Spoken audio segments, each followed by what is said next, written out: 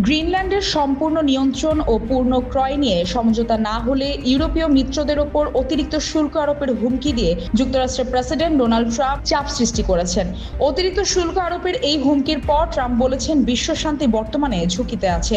রোববার ব্রিটিশ সংবাদ মাধ্যম বিবিসির এক প্রতিবেদনে এই তথ্য জানানো হয়েছে। এতে বলা হয়েছে, যুক্তরাজ্য, ফ্রান্স, জার্মানি ও ডেনমার্ক সহ 8টি দেশকে আগামী 1 ফেব্রুয়ারি থেকে যুক্তরাষ্ট্রের রপ্তানির ওপর 10% শুল্কের মুখে পড়তে হবে। গ্রিনল্যান্ডের পূর্ণাঙ্গ মালিকানা হস্তান্তর অথবা পুরোপুরি বিক্রিতে যদি ইউরোপীয় মিত্ররা একমত না হয়, তাহলে আগামী জুন থেকে ওই শুল্ক বেড়ে 25% পৌঁছাবে। শুল্ক আরোপের এই হুমকির পর মার্কিন প্রেসিডেন্ট বলেছেন, বিশ্ব শান্তি ঝুঁকিতে রয়েছে, কারণ চীন ও রাশিয়া গ্রিনল্যান্ড চায়। তিনি বলেন, কেবল যুক্তরাষ্ট্রই এই খেলা খেলতে পারে। নতুন গোল্ডেন ডোম প্রতিরক্ষা ব্যবস্থার সর্বোচ্চ সক্ষমতা ও কার্যকারিতায় চালানোর জন্য দ্বীপটির নিয়ন্ত্রণ তার প্রয়োজন বলে মন্তব্য করেছেন তিনি।